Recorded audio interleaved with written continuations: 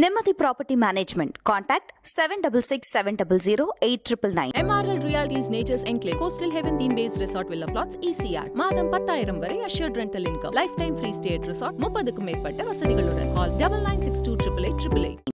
கடந்த முறை வேளாண் சட்டங்களுக்கு எவ்வளோ பிடிவாதத்தை காமிச்சாங்களோ அதே பிடிவாதம் நீட்லையும் தொடருது. அது அமல்படுத்துறதுல இத்தனை மோசடிகளுக்கு வாய்ப்பு இருக்குது அப்படிங்கிறது தெரிஞ்ச பிறகும் வேளாண் சட்டங்களில் காட்டின அதே பிடிவாதத்தை இப்போ இதுலையும் காட்டுறாங்க. இல்லை, இப்போ வாக்குறுதி கொடுத்து இப்போ திமுக வெற்றி பெற்றதுனால அவங்களுக்கு ஒரு அழுத்தம் இருக்கும்ல, நம்ம கண்டிப்பாக அந்த அழுத்தம் தான் முதல்ல எந்திரிச்சு வெளியே போட்டிருப்பாங்க. இன்னைக்கு அவர் ராகுல் நினைச்சு கட்டுறதை பார்க்க வேண்டிய சூழலுக்கு தலையிருக்கிறாங்கல்ல. நீங்க கணக்கெடுப்பு எடுக்கலாம், அதை நடப்ப இடஒதுக்கீடு தான் கொடுக்க கூடாதுன்னு சொல்லிருக்காங்க. அப்ப இந்த சாதி வாரி கணக்கெடுப்பு எதுக்காக கேட்குறீங்க? அல்டிமேட்டா என்ன சார் நோக்கம்? எந்த விதமான அதிகாரப்பூர்வமான அறிவியல் பூர்வமான கணக்கெடுப்பு இல்லாமல் கொடுக்கக்கூடாதுன்னு சொல்றது அம்பாசங்கர் கமிஷன்ல இருந்து பல கமிஷன் அறிக்கையில் எடுத்துறது அவசரமா எடப்பாடி கொடுத்தார். நீதிமன்றம் தள்ளுபடி பண்ணிடுச்சு. அந்த கசப்பான அனுபவம் பாமகக்கு இருக்கு. எதுக்காக இந்த வெற்றி ஜம்பம் வெற்றி கோஷம்? நாங்க உங்க கூட்டணிக்கு வர்றோம், அப்படி வருவதாக இருந்தால் சாதிவாரி கணக்கெடுப்பு நடத்துறதா உங்களுடைய தேர்தல் அறிக்கையில் சொல்லுங்கன்னு பாமக அன்னைக்கு கோரிக்கை வச்சிருக்கணுமே. நிஜமாகவே அவர்களுக்கு அந்த அக்கறை இருந்திருந்தால் ஸ்டாலினை கிளிகளின்னு கிளிங்க. மரக்காணத்தில் அத்தனை பேர் செத்த போது நீங்கள் இரும்பு கரம்னு சொன்னீங்களா, அந்த இரும்பு கரம் எங்கே? இரும்பு கடைக்கு விலைக்கு வித்துட்டீங்களா, இல்லை கொண்டு அடகு வச்சிட்டீங்களா, இல்லை கலட்டி வீட்டில் வச்சிருக்கீங்களான்னு கடுமையான வார்த்தைகளோடு இந்த அரசை கிளின்னு கிளிக்கிற வாய்ப்பு எடப்பாடிக்கு இருந்தது. நீங்க என்ன லட்சணத்துல இருக்கிறீங்க? அரசியல் தலையிடுங்கிறீங்க. திமுக காரனுக்கு மட்டுமா காசு கொடுத்தா? அத்தனை கட்சிக்காரனுக்கு காசு கொடுத்தா எவன் ஒருவனு கள்ளச்சாராயம் விற்க முடியும். இது ஊரறிஞ்ச ரகசியம். காவல்துறைக்கு தெரியும், அரசாங்கத்துக்கு தெரியும், அத்தனை அரசியல் கட்சிகளுக்கும் தெரியும். அந்த சம்பவம் நடந்த உடனே 3 நாள் கழிச்சு 876 பேரை கைது பண்றாங்க. எதுக்காக? சாராயம் வித்துக்கிட்டு இருக்காங்க அங்கே. அப்ப அவனை இத்தனை நாள் என்ன சார் பண்ணீங்க? எதுக்கு வேடிக்கை பார்த்தீங்க? 4500 லிட்டர் சாராயம் ஊரில் அழிப்பு. அப்ப 4500 லிட்டர் ப்ரொடக்ஷன் பண்ற வரைக்கும் நீங்க வேடிக்கை பார்த்தீங்களா? வெக்கமா இல்லையா? முதலமைச்சரை அதிகாரிகள் ஏமாற்றுகிறார்கள். திராவிட மாடல் ஆட்சி சுபிட்சமா நடக்குதுன்னு 70% ஒத்துக்குவேன், 80% ஒத்துக்குவேன். மீதம் இருக்கிற 20% அப்பாவி மக்கள் உயிரை பிடிக்கிற அளவுக்கு இருக்கு திராவிட மாடல். இனிமேலும் ஸ்டாலின் வெளிச்சுக்கலைன்னா 26ல் திமுக வீழ்ச்சியை யாருமே தடுக்க முடியாது. இந்த சிறுசுகளால் கொண்டாடப்படுகிற விஜய் ஒரு சரியான நேரத்தில் சரியான அறிவுரை நேற்று கொடுத்தாருன்னு பார்க்குறேன். சுய கட்டுப்பாட்டோட இருங்க. திரு சீமான் அவர்கள் அவரோட ட்வீட்ல அன்பு இலவல், அன்பு தளபதி, என் அன்பு தளபதி விஜய். எதுக்கு அதுக்குள்ள எல்லாம் போய் பாக்குறீங்க? வெளிப்படையாவே சொல்லிட்டாரே நான் விஜயோடு இணைந்து செயல்பட தயார்னு. அப்புறம் அதுக்குள்ள போய் எல்லாம் கண்டுபிடிக்கிறதுக்கு என்ன இருக்கு? 2055ல் 17% வந்துட்டோம்ப்பா அப்படின்னு பேசுறதுக்கு அவர் இயக்கம் நடத்திட்டு இருக்கார். இல்ல, காலம் பூரா தெருவிலே பேசிட்டு இருக்கணுமா? சீமானோட வைக்கிறதுல இருக்கிற அந்த டேமேஜ் இருக்குல்ல, அது அண்ணாதிமுக வச்சா இன்னும் கொஞ்சம் அதிகமா இருக்கும். ஒரு சாதாரண சொந்த வீட்டுக்கு ஒரு செம்மண்ணை பக்கத்துல இருந்து அள்ளிட்டு ஒரு வண்டியில தட்டுல தலையில சொம்மாடை வச்சுட்டு எடுத்துட்டு வர முடியல. தாசில்தார் விஓவும் பிடிச்சி அந்த 4 பேர் 4 மணி நேரம் உட்கார வைக்கிறான், இல்லாட்டி ஃபைனை போடுறாங்க. ஆனால் பொக்லைனை வச்சு அள்ளி லாரியா எடுத்துட்டு போறாங்க. இந்த கொடுமைக்கு ஒரு முற்றுப்புள்ளி எந்த வடிவத்தில் வந்தாலும் யார் மூலமா வந்தாலும் நம்ம வரவேற்கலாம். முதலமைச்சர் தான் சார் எல்லாத்துக்கும் தார்மீக பொறுப்பு. நான் தான் சொல்றேன், இந்த ஆட்சியில கொள்ளை நடக்குது. எடப்பாடி ஆட்சியிலும் கொள்ளை நடந்தது.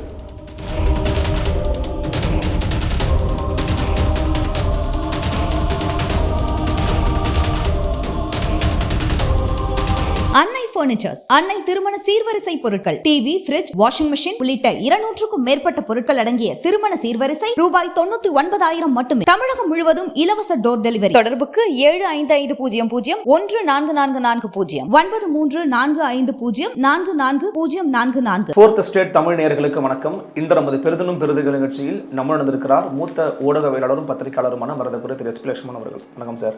வணக்கம். எப்படி இருக்கீங்க? நல்லா இருக்கேன், மிக்க மகிழ்ச்சி. சமீபத்தில் நடந்து கொண்டிருக்கக்கூடிய பல விவகாரங்களை நீங்கள் பார்த்துருப்பீங்க. அந்த அடிப்படையில் பாராளுமன்றத்தில் நீட் தொடர்பான ஒரு விவகாரத்தை எதிர்க்கட்சிகள் முன்னெடுப்பிருக்கிறாங்க. ஆனால் அவை ஜூலை மாதம் 1ஆம் தேதிக்கு ஒத்தி வச்சிருக்கிறாரு மக்களவைத் தலைவர் திரு ஓம் பிர்லா அவர்கள். நீட்டுன்னு தொடர்ந்து முழக்கங்கள் முன் வச்சுக்கிட்டு இருக்கார் ராகுல் காந்தி மற்றும் எதிர்க்கட்சிகள். எப்படி பார்க்குறீங்க? நடுவணசு சரியாக கையாளுறாங்க அந்த விவகாரத்தை? இல்லை, கையாளுறாங்கன்னா அவங்க எடுத்த முடிவில் உறுதியாக இருக்கணுங்கிறதுல ரொம்ப லாபகமாக தான் கையாண்டுட்டு இருக்கிறாங்க. கடந்த முறை வேளாண் சட்டங்களுக்கு எவ்வளோ பிடிவாதத்தை காமிச்சாங்களோ அதே பிடிவாதம் நீட்லையும் தொடருது. கேட்டால் உச்சநீதிமன்றத்தினுடைய தீர்ப்பின் அடிப்படையில் தான் இது நடந்தது, நாங்கள் கொண்டு வரல, காங்கிரஸ் தான் தொடங்குச்சு, யூபிஏ கவர்மெண்ட்டில் தான் அதை எடுத்துட்டோம். ஆமாம், உண்மைதான். இந்த யூபிஏ கவர்மெண்ட்டில் ஒரு கண்டிஷன் இருந்தது, விரும்புகிற மாநிலங்கள் நடத்தலாம், வேணான்னு சொல்கிறவங்க அந்த மாநில விதிமுறைகளின்படி அந்த அரசு காட்டுகிற வழிகாட்டுதல் படி நடத்தலான்னு சொன்னாங்க. அந்த விதிமுறையை எடுத்துகிட்டு புது சட்டத்தை கொண்டு வந்து உச்சநீதிமன்றத்தில் இவர்களுக்கு மனம் இருந்தால் அதை எதிர்த்து வாதாடி இருக்க முடியும், இல்லை பல மாநிலங்கள் விரும்பலைங்கிற கருத்தை உச்சநீதிமன்றத்தை தெரிவிச்சிருக்க முடியும். வேணும் பிஜேபி ரைட், அவங்களுடைய கொள்கை முடிவது. அந்த எடுத்த கொள்கையில் இத்தனை தவறுகள் நடக்குது, அதை அமல்படுத்துறதுல இத்தனை மோசடிகளுக்கு வாய்ப்பு இருக்குது அப்படிங்கிறது தெரிஞ்ச பிறகும் வேளாண் சட்டங்களில் காட்டின அதே பிடிவாதத்தை இப்போ இதுலேயும் காட்டுறாங்க. நம்ம மாநில சட்டமன்றத்தில் தீர்மானம் நிறைவேற்றிருக்கோம், ஏற்கனவே நிறைவேற்றணும். அதன் பிறகு எதிர்க்கட்சிகள் ஆளுகிற பிற 8 மாநிலங்கள் முதலமைச்சர்களுக்கு ஒரு முதலமைச்சர் கடிதம் எழுதியிருக்கிறார், நீங்களும் தீர்மானம் நிறைவேற்றுங்க. இதெல்லாம் ஜனநாயக ரீதியாக அந்த மாநில மக்களுடைய உணர்வுகளை பிரதிபலிக்கிற ஒரு விஷயம்தான். நாடாளுமன்றத்தில் ஒரு எதிர்க்கட்சி தலைவராக இந்தியா கூட்டணியில் இருக்கிற எல்லா கட்சியிலுமே இது கிட்டத்தட்ட நீட் வேண்டாம்னு சொல்ற அளவுக்கு வந்துட்டாங்க. அதில் பல பேர் வரவேற்றவங்களும் இருக்கிறாங்க.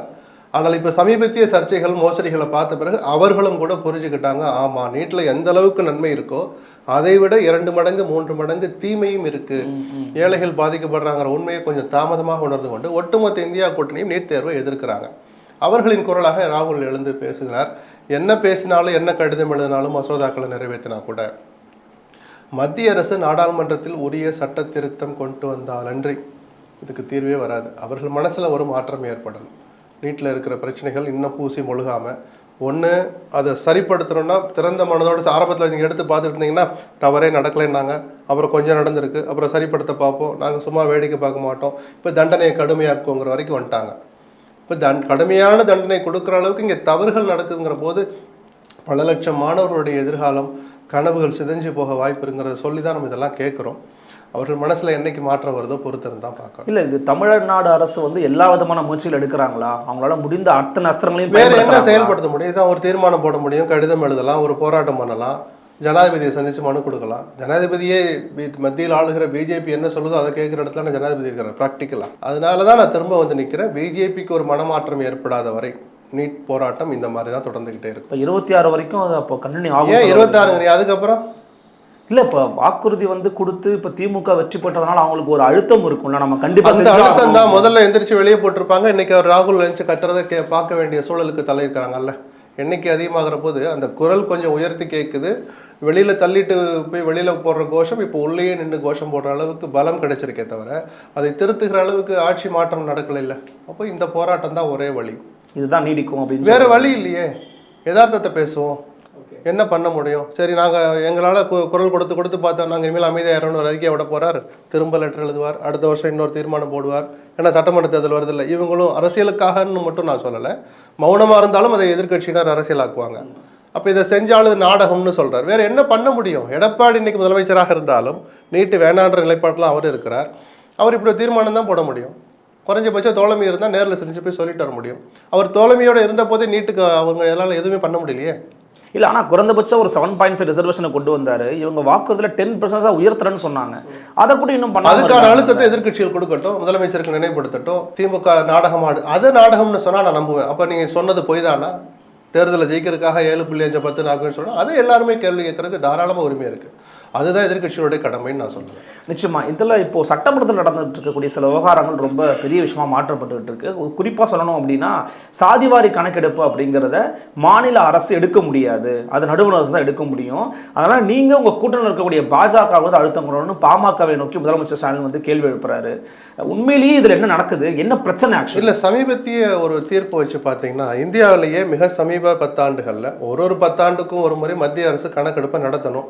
20 நடத்த வேண்டிய கணக்கெடுப்பை இன்னும் மத்திய அரசு நடத்தல. மக்கள் தொகை கணக்கெடுப்பு. ஆமா, அப்படி நடத்துற போது சாதி வாரியாகவும் எடுங்க, பொருளாதார பின்னணிகளையும் சேர்த்து எடுங்கன்னு சொல்றோம். அது அப்பப்போ என்னென்ன ஃபேக்டர் வச்சுக்கலாம்னு நம்ம அந்த கைட்லைன் வெளியிடுற போது ஒரு மாநில அரசுகளும் தங்களுடைய கருத்துக்களை சொல்லுவாங்க. அப்படி முதல்ல அவங்க இனிஷியேட் பண்ணாதானே அவங்க கருத்தை சொல்லுவாங்க. பொருளாதார நிலை எவ்வளோன்னு பாருங்க, படிப்பறிவு அடிப்படை கல்வி அறிவு எவ்வளோ இருக்குன்னு பாருங்க, வருமானம் வர்ற பெண்கள் எவ்வளோ பேர் இருக்கிறாங்க அப்படின்னு பல காரணிகளை ஒருத்தரும் சொல்லுவாங்க, அறிஞர்கள் சொல்லுவாங்க, அதில் வல்லுநர்கள் சொல்லுவாங்க. அது கைட்லைன் வெளியிடும். என்ன கைட்லைன் எப்போ வெளியிடுவாங்க? நாங்கள் கணக்கெடுக்க போகிறோன்னு சொன்னால் தான் கைட்லைன் 20லேயே தொடங்கியிருக்கணும் அந்த பூர்வாங்க வேலைகளை. பிஜேபி அரசு செய்யலை, 21லேயும் செய்யலை. அப்போ இது தள்ளிக்கிட்டே போனோன்னு என்ன பண்ணுறாங்க? இந்தியாவில் முதல் முறையாக சமீப ஆண்டுகளில் பீகார் மாநில அரசு அவர்களே ஒரு கணக்கெடுப்பு நடத்தினாங்க, சாதிவாரி கணக்கெடுப்பே நடத்தினாங்க.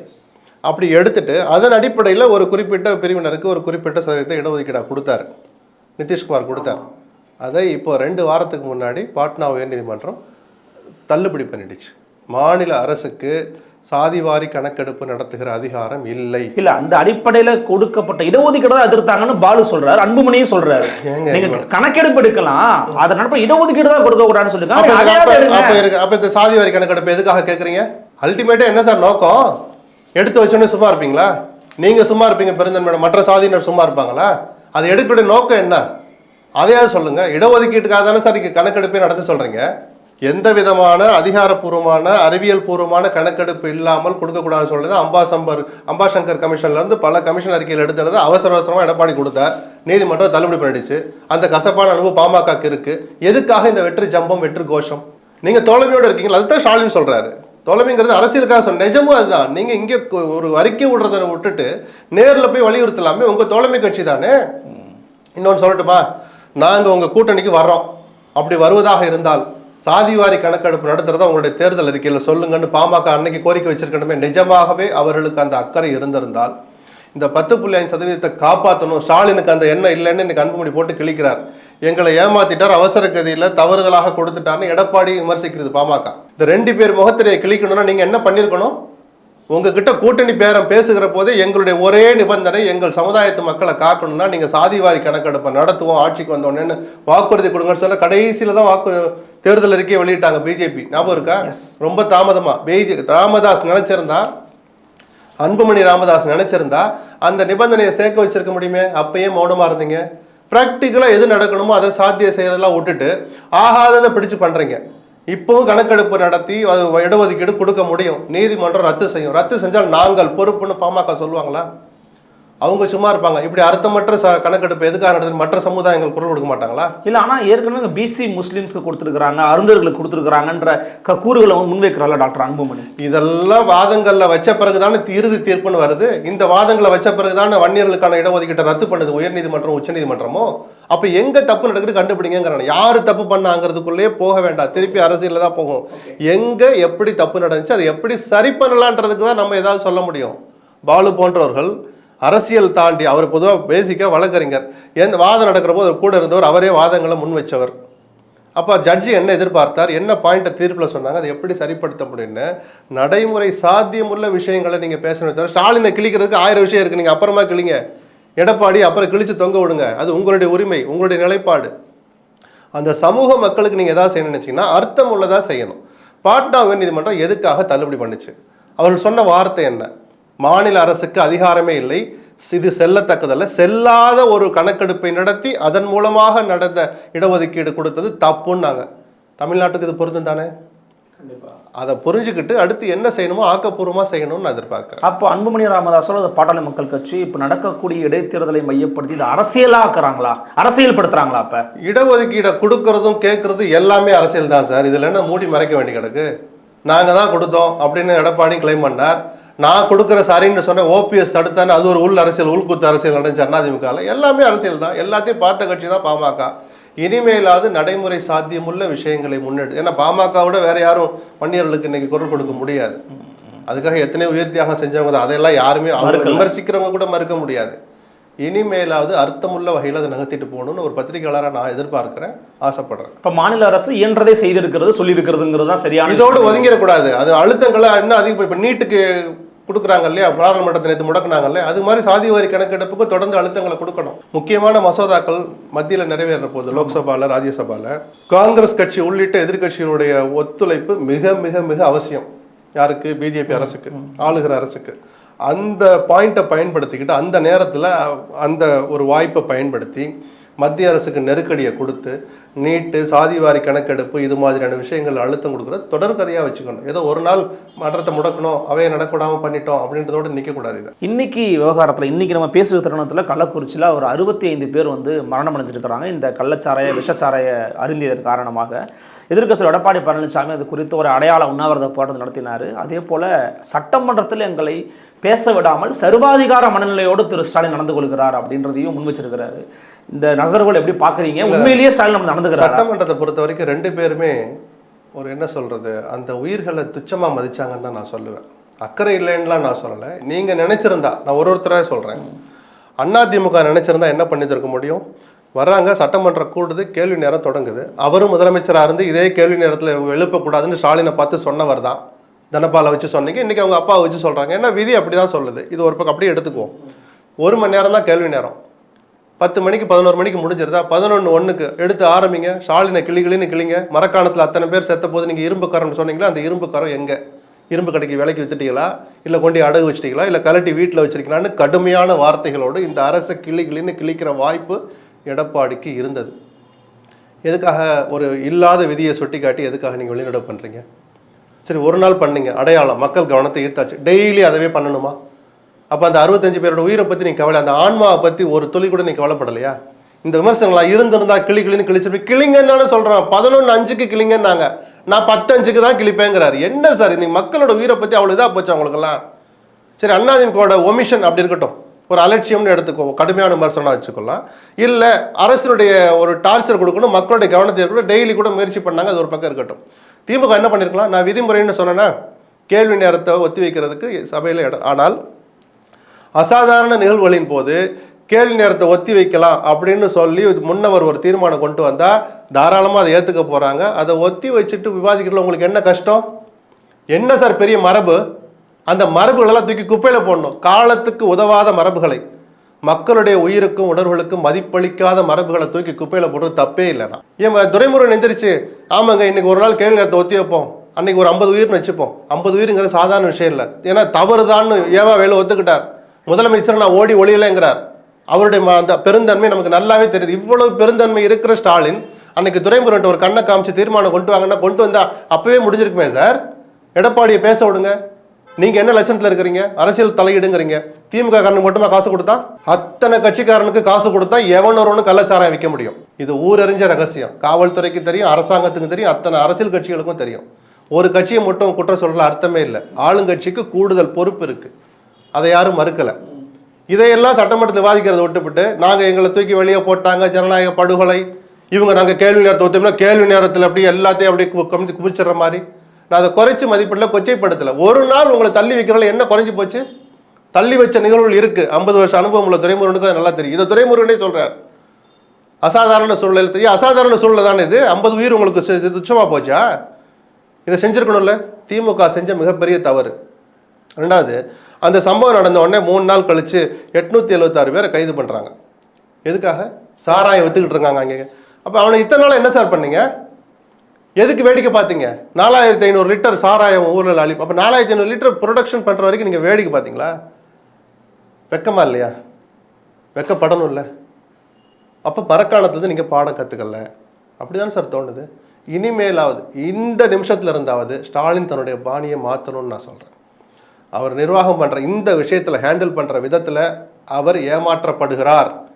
முதலமைச்சரை அதிகாரிகள் ஏமாற்றுகிறார்கள். திராவிட மாடல் ஆட்சி சுபிட்சமாக நடக்குதுன்னு 70% ஒத்துக்குவேன், 80% ஒத்துக்குவேன். மீதம் இருக்கிற 20% அப்பாவி மக்கள் உயிரை குடிக்கிற அளவுக்கு இருக்கு திராவிட மாடல். இனிமேலும் ஸ்டாலின் வெளிச்சுக்கலைன்னா 26 திமுக வீழ்ச்சியை யாருமே தடுக்க முடியாது. ஒரு சம்பவத்தை வச்சு நான் சொல்லலை. தவறுகள் எங்கே நடக்குன்னா அதை அடக்கிற விதம்னு ஒன்று இருக்குது. இரும்பு கரம் அப்படின்னா சும்மா அப்படி போர்டில் எழுதி வீட்டில் மாட்டிக்கிறது இல்லை, பேப்பரில் எழுதி பாக்கெட்டில் வைக்கிறது இல்லை. மக்கள் சொல்லணும் உங்களை பார்த்து. ஸ்டாலினுடைய உடல்நிலை நான் அதையும் தெரிஞ்சுதான் சொல்கிறேன். நான் இங்கே காலையில் இங்கே மதியானம் இங்கே அப்படி ஓடிற அளவுக்கு இல்லை. உட்காந்த இடத்துல அவரால் வேலை வாங்க முடியும். சம்மந்தப்பட்ட அதிகாரிகளை தன் வீட்டுக்கு வர வைக்க முடியும். என்ன நடந்துச்சு சொல்லுங்கள். உளவுத்துறை என்ன பண்ணீங்க? நீங்கள் அனுப்பிச்சிருக்கீங்க. அதை எடுத்துக்கிட்டு எஸ்பியை எதுவுமே ஆக்ட் பண்ணாமல் இருந்தார். ஐயா நான் ஆக்ட் பண்ண வந்தேன், அந்த மாவட்ட செயலாளர் ஃபோன் பண்ணார், எம்எல்ஏ ஃபோன் பண்ணார், நீ அவனை கண்டுக்காதுன்னு சொன்னார். அந்த எஸ்பியை பேச விடுங்க. வேறு எந்த அதிகாரி பக்கத்தில் வச்சுக்காதீங்க. முதலமைச்சருடைய செயலாளர்களை அறையை விட்டு வெளியே நிறுத்துங்க. அவங்க தானே இன்னைக்கு முதலமைச்சரை கெடுக்கிறது. முதலமைச்சருக்கு முழு தகவல்கள் போய் சேருதானே தெரியல. அந்த கலெக்டர் எடுத்தவொடனே 2 பேர் இறந்தவொடனே வகுத்து வழியில் செத்தாங்கன்னு பிரஸ் மீட் வைக்கிறார் ஷான்குமார். அதை நம்பிட்டு அந்த இறப்பு வீட்டுக்கு வந்தவங்கள 100 பேர் 200 பேர் குடிக்கிறான். அதில் தான் இந்த சாவு எண்ணிக்கை அதிகமானது. அப்போ இந்த அக்கிரமத்துக்கு யார் காரணம்? கலெக்டர் அப்படி சொல்ல தூண்டினது யார்? முதலமைச்சர் நேராக கூப்பிட்டு கேட்கணும். சட்ட ரீதியான விசாரணை இல்லை. அவர் தான் துறை அமைச்சர். ஐஏஎஸ்க்கு அவர் தான் அமைச்சர், ஐபிஎஸ்க்கும் அவர் தான் அமைச்சர், அகில இந்திய பணித்துறை அவர் தான் அமைச்சர். தாராளமாக கூப்பிட்டு கேளுங்க. சஸ்பெண்ட் பண்ண எஸ்பியை வீட்டுக்கு வர வச்சு சாப்பிட்டுக்கிட்டே பேசுங்க சார். அவரோட 10 நிமிஷம் அவர் சொல்லுவார், ஆமாய்யா நான் தப்பு பண்ணேன், இல்லையா நான் நடவடிக்கை எடுக்க முயற்சி பண்ணேன், ஒருத்தர்கிட்ட இப்படி தடுத்தாங்க, இல்லை மேலேருந்து எனக்கு ஒரு ஃபோன் வந்துச்சு, நீ அமைதியாருன்னாங்க. ஏதாவது ஒன்று சொல்லுவார்ல அவர். ஒரு மாரல் ஃபியர் வரும்ல மற்ற எஸ்பிகளுக்கு. ஏதாவது நடந்தால் முதலமைச்சர் நேரில் வர வச்சு விசாரிக்கிறார், கண்டிக்கிறார், தண்டிக்கிறார்ன்ற பயம், ஒரு தார்மீக பயம் மற்றவங்களுக்கு வருமா வராதா? கண்டிப்பாக வந்திருக்கும். இவ்வளவு பெரிய விஷயம் நடந்தனால நம்ம இதை இப்போ ஒரு நாள் முதலமைச்சர் எப்படி செயல்படணும் கொஞ்சம் கையெட்டு எடுங்க. முதல் பாயிண்ட் என்ன? 10-1க்கு நீங்கள் என்ன பண்ணணும், 10-5க்கு என்ன, இப்படியா சொல்லி கொடுக்குறோம்? இல்லை நிர்வாகம் தெரியாதவரா ஸ்டாலின்? நாமளே பல நேரங்களில் பாராட்டுற மாதிரி இருக்கக்கூடாத அளவுக்கெல்லாம் பெருந்தன்மையை காட்டுறவர்னு நான் பல நேரங்களில் மனதில் பாராட்டியிருக்கிறேன். எனக்கு அதுலலாம் எந்த மாறுபட்ட கருத்து இல்லை. ஆனால் இப்போவும் சொல்கிறேன், உங்களை அதிகாரிகள் ஏமாற்றுகிறார்கள். அவ்வளவுதான். இல்ல முதலமைச்சர் வந்து போயிருக்கலாம், அதுக்கு பதில் உதயநிதி அமைச்சது ஒரு தப்பான வியூகமா மாறிடுச்சு. சரி, முதலமைச்சர் போனவர் திரும்பி வந்துடும். போகாதது சரி, ஒரு ஆறுதல். நான் பிராக்டிக்கலா பேசுறேன். போகாது தவறுதான். அது ஒரு விஷயமா பேசிட்டு அதுல இருந்து கடந்து வந்துடணும். சென்னையில இருந்தே முதலமைச்சரால எதையும் சாதிக்க முடியும். போகல, அதுக்கு ஏதோ காரணம் இருக்கலாம், வெளியே சொல்ல முடியாத காரணங்கள் இருக்கலாம். பிராக்டிக்கலான ஆள் நான் பல நேரங்களில் சொல்லிக்கிட்டே இருப்பேன். விமர்சிக்கிறதுக்குலாம் 1000 இருக்கு சார். நீங்கள் ஏன் போகலைன்னா ஷாலினிக்கு என்ன உடல் வருதுன்னு ஷாலினுடைய மனநிலைக்கு மட்டும்தான் தெரியும். அந்த உடல்நிலைக்கு மட்டும்தான் தெரியும். அவங்க குடும்பத்தினருக்கு அடுத்த கட்டம் தெரியும். பொதுமக்களுக்கு கொஞ்சோன்னு தெரியும். நான் அதுக்குள்ளே கூட போக விரும்பல. ஆனாலும் போயிருக்கலாங்கிற அந்த வாதம் மறுக்க முடியாத வாதம். யாரும் தப்புன்னே சொல்லலை. அதன் பிறகு ஏதோ காரணம் போகல இல்லை. அதுக்கப்புறம் என்ன பண்ணீங்க? செக்ரட்டரியேட்டில் ஒரு கூட்டம் போடுறார். அதோட முடிஞ்சு போச்சா சார்? அந்த அடிஷனல் டிஜிபியை பதவி விட்டு நீக்கிட்டு அடிஷனல் சார்ஜாக கூட லாண்டா டிஜிபி ஏற்கனவே பணிச்சுமை இருக்கு. ஏன் உங்களால் ஒரு அதிகாரியை கண்டுபிடிக்க முடியலையா? இப்போ புரியுதுங்களா முதலமைச்சருடைய செயலாளர்கள் தப்பு பண்ணுறாங்கன்னு? சொல்லுங்க சார். ஏன் உங்களால் ஒரு அதிகாரியை கண்டுபிடிக்க முடியலையா? அதுக்குன்னு தனியாக ஒருத்தரை போட்டு இப்போதான் நீங்கள் தனி அதிகாரியை போட்டு அவருக்கு கூடுதல் பலத்தை கொடுத்து கூடுதல் படைகள் அனுப்பி விகரசா வேலை செய்ய வேண்டிய நேரத்தில் கூடுதல் பொறுப்பை கொண்டு ஏற்கனவே பணிச்சுமையில் இருக்கிற ஒரு ஆள்கிட்ட போய் கொடுக்குறீங்க. அருணால முடிய முடியாதுங்கிற வேலைக்கெல்லாம் நான் வரல. அவர் ஏற்கனவே சட்டம் ஒழுங்கு கவனிக்கிற ஒரு அதிகாரிட்ட போய் ஒரு கடுமையான சவாலான நேரத்தில் ஒரு கூடுதல் பொறுப்பை போய் கொடுக்குற நேரமா? இந்த ஐடியாவை கொடுத்த பிரகஸ்பதி யார்? முதலமைச்சர் யோசிக்கணும். இல்ல இப்ப அதிகாரிகள் வந்து அவ்வளவு பவர்ஃபுல்லா இருக்காங்களா சார்? நீங்க கேட்கறதுனால துணை கேள்வியா கேட்கறேன். அவ்வளவு பவர்ஃபுல் அப்படின்னு இல்லைங்க. அவருடைய அந்த சூழலை பயன்படுத்திக்கிறாங்க. அந்த பயன்படுத்துற விதம் அரசுக்கும் கட்சிக்கும் நல்லது செய்யறதா இருக்கணும். அந்த உணர்வுள்ள அதிகாரிகள் துரதிருஷ்டவசமா இந்த திராவிட மாடல் ஆட்சி என்று சொல்லப்படுகிற இந்த ஆட்சி அமைந்த முதல் நாள்ல இருந்தே அப்படி உணர்வுள்ள அதிகாரிகள் திமுகவுக்கு ஸ்டாலினுக்கு வாய்க்கவில்லை. துரதிருஷ்டவசமான உண்மை. திமுக தொண்ட ஒவ்வொருத்தனுக்கு தெரியும். இந்த அமைச்சரவையில் அங்க வகிக்கிற ஒவ்வொரு அமைச்சருக்கும் இந்த உண்மை தெரியும். நேற்று நடிகர் விஜய், தமிழக வெற்றி கழகத்தின் தலைவர், அவர் வந்து இந்த கட்சி அறிவிக்கப்பட்ட பிறகு பார்க்கக்கூடிய ஒரு முதல் மாணவர்கள் சந்திப்பு அப்படிங்கிறதுல வந்து நல்ல தலைவர்கள் உருவாகணும், சமீபத்தில் நடந்த சம்பவங்களை நீங்கள் பார்த்துருப்பீங்க அப்படின்னு கள்ளக்குறிச்சி தான் மறைமுகமாக சொல்கிறாரு. சொன்ன பிறகு say no to drugs, say no to temporary pressures அப்படின்னு சொல்கிறாரு. நல்ல அறிவுரை தான். ஆனால் அதன் பிறகு என்ன ஒரு எதிர்வினை வந்துச்சு அப்படின்னா, நீங்களே படத்துல குடிச்சிட்டு கும்மாளம் போடுற ஒரு நடிகர் நீங்க வந்து மாணவர்களுக்கு அறிவுரை சொல்றீங்களா அப்படின்னு திமுக ஆதரவாளர்கள் மிக கடுமையான விமர்சனங்களை மேல வைக்கிறாங்க. எப்படி புரிஞ்சுக்கிறது? இல்ல, அந்த விமர்சனத்தை விஜய் கவனிக்கணும். போக போக அடுத்து நடக்க ஒரு படமோ 2 படமோ தான் நடிப்பேன்னு சொல்லியிருக்கிறார். அந்த படங்கள்ல அறவே இல்லாம பாத்துக்கணும். ஏன்னா அவருக்கு இப்பதான் பொறுப்புகள் கூடியிருக்கு. இது நாள் வரைக்கும் விஜயை பார்த்தது வேற. சட்டையை அவுத்து போட்டு 6 பேக்கை காட்டினா ரசிச்ச மக்கள், ரசிகர்கள் இனிமேல் ஒரு தலைவனா அவங்களை எப்படி பார்ப்பாங்கன்னு இருக்கு. இந்த தலையை சிலிப்பிக்கிட்டு வெளியில வர்றது இதெல்லாம் கொஞ்சம் அடக்கிக்கணும். ஷூட்டிங்ல இருந்து வந்தேன், எனக்கு சீவுறதுக்கு டைம் இல்லை, இதெல்லாம் இங்கே பலிக்காது. ஏன்னா சார், தலையை சீவுறதெல்லாம் ஒரு விஷயமானு கேட்கலாம். மக்கள் ஒரு தலைவனை எப்படி பார்ப்போம்? எந்த தலைவனை? அங்கிட்ட ஒரு கட்சியை ஆரம்பிச்சு ஒரு 10க்கு 10 ரூபா பிடிச்சி கட்சி ஆஃபீஸ் நடத்திக்கிட்டு அப்படியே போற தலைவன் இல்லை. நீங்க எங்களை ஆளணும்னு நினைக்கிற தலைவரை மக்கள் எப்படி பார்ப்பாங்கன்னு ஒன்று இருக்கு. உங்களுடைய தனிப்பட்ட வாழ்க்கையை கவனிப்பாங்க. அரிசி பருப்புலாம் வாங்கி போடுற கவனிக்கிறது இல்லை. நீங்கள் என்ன பண்ணுறீங்க, உங்களுடைய கேரக்டர் என்ன, எல்லாத்தையும் கவனிப்பாங்க. அப்போ திரைங்கிறதே மாஸ் மீடியா தான். நீங்கள் என்ன பண்ணாலும் இளைஞர்கள் மனசில் ஒரு தாக்கத்தை ஏற்படுத்தும். சினிமாவுக்கு அரசியலுக்கு வரணும்னு இல்லை, சினிமாவில் நீங்கள் என்ன பண்ணாலும் தாக்கத்தை ஏற்படுத்தும் தான் பாட்டாளி மக்கள் கட்சி குறிப்பாக அவங்க ராமதாஸ் சுகாதார அமைச்சராக போய் நடிகர்களுக்கெல்லாம் தனிப்பட்ட முறையில் வேண்டுகோள் விடுத்தார். சினிமாக்கள்ல சிகரெட் பிடிக்காதீங்க, உங்களை பார்த்து இளைஞர்கள் கெட்டு போகிறாங்க அப்படின்னு பல விஷயங்களை ஏன் சொல்கிறாங்க? தாக்கம் அதிகமாக இருக்கும். அப்படிப்பட்ட விஜய் மக்களால் கவனிக்கப்படுகிற, இளைஞர்களால் இந்த சிறுசுகளால் கொண்டாடப்படுகிற விஜய் ஒரு சரியான நேரத்தில் சரியான அறிவுரை நேற்று கொடுத்தாருன்னு தான் பார்க்குறேன். சுய கட்டுப்பாட்டோடு இருங்க, அந்த குறைஞ்ச நேர சந்தோஷத்துக்கு அடிமையாயிடாதீங்க, ஈடு கொடுத்துரு, அதுக்கு ஒரு ஈல்டு ஆகிடாதீங்கன்னு சொல்கிறார் இல்லையா? நல்ல அறிவுரை தான் அது. ஏன்னா முன்னாடி உட்காந்துருக்க அத்தனை பேர் மாணவர்கள், அதில் அரசியல் பேசணும் அவசியம் இல்லை. அதுக்காக எதுவுமே சொல்லாமே இருக்க முடியாதுன்னு சொல்லிட்டு அப்படி நிறுத்திக்கிட்டார். அதுக்கு மேலே பேசியிருந்தால் அது அரசியலாக இருக்கும். ஸோ நேற்றைய மேடையை அவர் கொஞ்சம் கவனமாக தான் பயன்படுத்தலாம். நல்ல தலைவர்கள் வரணும், அரசியலுக்கு மட்டும் இல்லை எல்லா துறைகள்லையும் சொன்னதும் கூட ஒரு அறிவுரை கலந்ததாக தான் நான் பார்க்குறேன். அதில் பெருசாக அரசியல் பார்க்கல நான். ஆனால் அதில் அவர் சொன்ன பிறகு வந்து பார்த்தீங்கன்னா, திரு சீமான் அவர்கள் அவரோட ட்வீட்டில் வந்து அன்பு இளவல், அன்பு தளபதி, என் அன்பு தளபதி விஜய், எதுக்கு அதுக்குள்ள எல்லாம் போய் பாக்குறீங்க? வெளிப்படையாவே சொல்லிட்டாரே நான் விஜயோடு இணைந்து செயல்பட தயார்னு. அப்புறம் அதுக்குள்ள போய் எல்லாம் கண்டுபிடிக்கிறதுக்கு என்ன இருக்கு? அரசியல் ரீதியா இதனால் வரைக்கும் கூட்டணி அரசியலை விரும்பாத சீமான் முதல் முறையாக விஜய்க்கு தான் இணைந்து செயல்பட தயார்னு சொன்னார். அதிமுகவுக்கு ஆதரவு அளிச்சு தன் கட்சி நிர்வாகிகளை உண்ணாவிரத பந்தலுக்கும் அனுப்பி வச்சார். சரியான விஷயம். சரியா தப்பாங்கிறது நம்ம யார் முடிவு பண்றோம்? இல்ல இப்ப என்னன்னா, திராவிடத்திடம் மண்டியிட்ட சீமான், திராவிடத்தை என்ன சார், ஒரு முடிவை எடுத்தா விமர்சனம் வரதான் செய்யும். அதில் வரவேற்பும் இருக்கும், எதிர்ப்பும் இருக்கும். இதெல்லாம் தாங்கி வந்து கடந்து போகிறது தான் வெற்றிகரமான தலைவனா, வெற்றிகரமான இயக்கமாக அந்த இயக்கம் இருக்க முடியும். சரி, 8% தனிச்சு யாருக்கும் அடிப்படையில் அண்ணன் சீமா மாதிரி யாராவது உண்டா?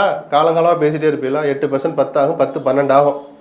2055 17% வந்துட்டோம்ப்பா அப்படின்னு பேசுறதுக்காக ஒரு இயக்கம் நடத்திட்டு இருக்கா? இல்லை. காலம் பூரா தெருவிலே பேசிட்டு இருக்கணுமா? ஏன் அங்கே இருக்கிற தம்பிமார்களுக்கு அமைச்சராகணும், எம்எல்ஏ ஆகணும், நம்ம குரல் மன்றங்களில் ஒழிக்கணும், சட்டமன்றத்தில் நாடாளுமன்றத்தில் உங்களுக்கு ஆசை இருக்காதா? கண்டிப்பாக இருக்கும்.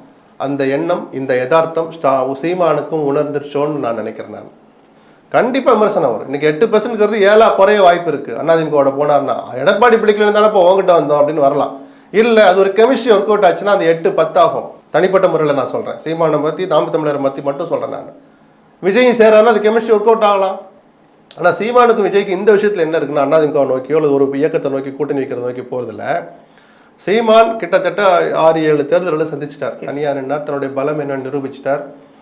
ஆனால் விஜயை பொறுத்த வரைக்கும் புதுசாக கட்சி தொடங்கியிருக்கிறார். புதிதாக வர்ற இயக்கங்கள் யாருமே சரியில்லைன்னு தான் நான் வர்றேன்னு வந்தார். அந்த அவருடைய அறிக்கையிலேயே, முதல் அறிக்கையிலேயே இருக்கும், அங்கிட்டு மதவாதம், இங்கிட்டு ஊழல் அப்படின்னு மறைமுகமா மத்திய அரசையும் மாநில அரசையும் பிஜேபியும் திமுக விமர்சிச்சிருப்பாங்க மறைமுகமா. அப்படியெல்லாம் சொல்லிட்டப்ப அப்போ அவர் சொன்னது ஊழல்னு சொன்னது மாநில அரசுன்னா இங்கே ஆண்ட கட்சி, ஆளுகிற கட்சி தான். திமுக அதிமுக தான் அது பிறந்தது. விஜயகாந்தினுடைய அதே சர்ஜரி தான் உள்ள வர்றார். எவர் ஒருவர் புதிய இயக்கம் ஆரம்பித்தாலும் ஆண்டு கொண்டு இருக்கிற கட்சிக்கு எதிராக கருத்துக்களை சொல்லி எதிராக பண்ணாதான் மக்கள் உங்களை நோக்கி வருவாங்க. ஒரு அதிருப்தியிலையோ எரிச்சல்லையோ இருக்கிற மக்கள் தான் உங்களுக்கு அடிப்படை வாக்கு வங்கியாக இருக்க முடியும், அந்த கட்சியினுடைய ஆதார தளமாக இருக்க முடியும். அப்படி பார்த்தா விஜய் எந்த இயக்கத்தோடு கூட்டணி வச்சாலும் அவர் பலவீனமாக தான் பார்க்கப்படுவார். முதல் தேர்தல்லையே நான் சொல்கிறேன். முதல்ல தனியாக இப்போ சீமானோட வைக்கிறதுல இருக்கிற அந்த டேமேஜ் இருக்குல்ல, அது அதிமுக வச்சா இன்னும் கொஞ்சம் அதிகமாக இருக்கும். கூட்டணியே இல்லைன்னா அவர் தனியாக வேற மாதிரி பேசப்படுவார், பிரம்மாண்டமாக பேசப்படுவார். அவர் 4% வாங்குறாரா 40% வாங்குறாரா அப்புறம் கதை. ஸ்பாய்லரா தானே இருப்பார் அவரு, அது அப்புறம் கதை சார். உங்களுக்கே அதை பற்றி கவலை. ஸ்பாய்லராக இருந்தால் இப்போ எடை போட்டு போகிறோம், நீங்கள் அப்புறம் உட்காந்து பேசுவோம் இன்டர்வியூவில். மக்கள் அவர் ஆதரிக்கட்டும், புறக்கணிச்சு இடது கையால் தூக்கி துரத்தி தள்ளட்டுமே, நமக்கு என்ன சார் இருக்கு? என்ன நடக்கும், என்ன எஃபெக்ட்னு கடந்த கால வரலாறுகளை மற்ற தலைவருடைய மற்ற இயக்கங்களுடைய அனுபவங்களை வச்சு நம்ம சொல்கிறோம். விஜயகாந்த் முத 10 வாங்கி காமிச்சார், அவர் மட்டும்தான் எம்எல்ஏ ஆனார்.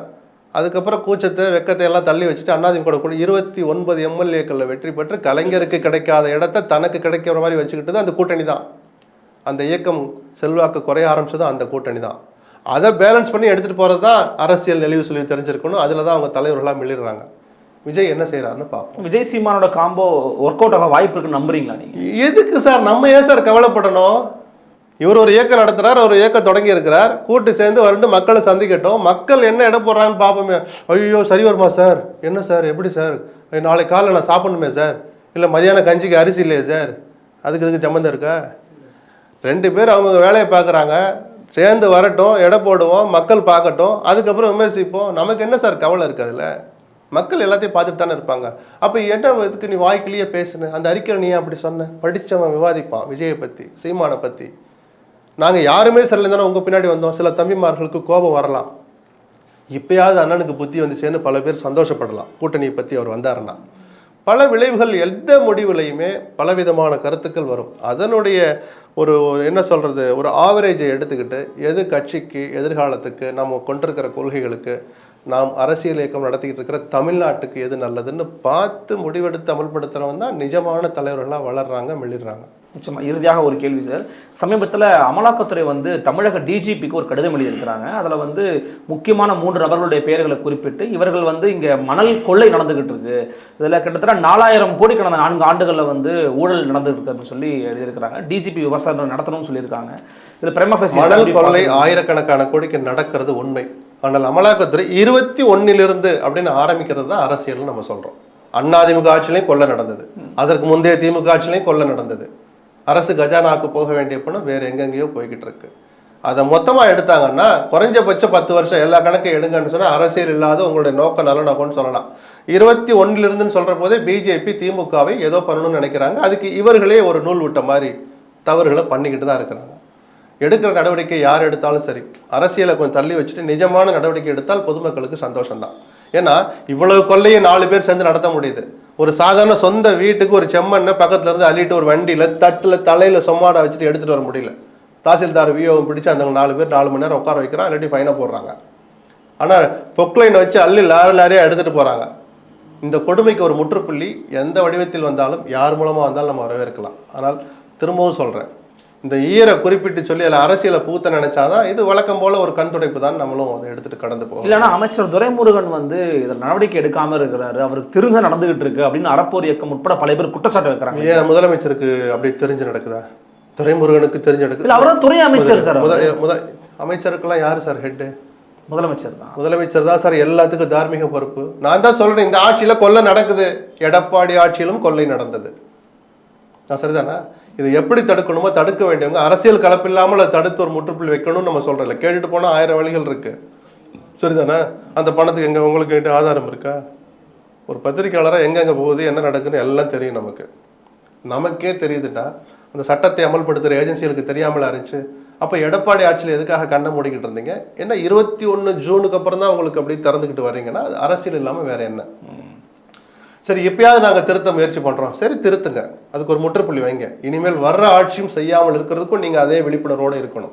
அதுதான் என்னோட எதிர்பார்ப்பு. டிஜிபி வாட் ஷுட் டூன்னு கேட்குறேன். இன்னைக்கு ஒன்றும் பண்ண முடியாது, அவர் ஒரு பதில் அனுப்பிட்டு பேசாமல் இருப்பார். டிஜிபிக்கெல்லாம் அதில் பெருசாக ஒன்றும். அரசு எடுக்கிற கொள்கை முடிவு, அரசின் கரம் இரும்பு கரமாக இருந்தால் இந்த தவறுகள் நடக்காது. பல விதமான கேள்விக்கு ரொம்ப நிதானமாக பொறுப்பு வச்சுங்க. மிக்க நன்றி சார். நன்றி. உங்களை மீண்டும் சந்திக்கலாம். நன்றி, வணக்கம்.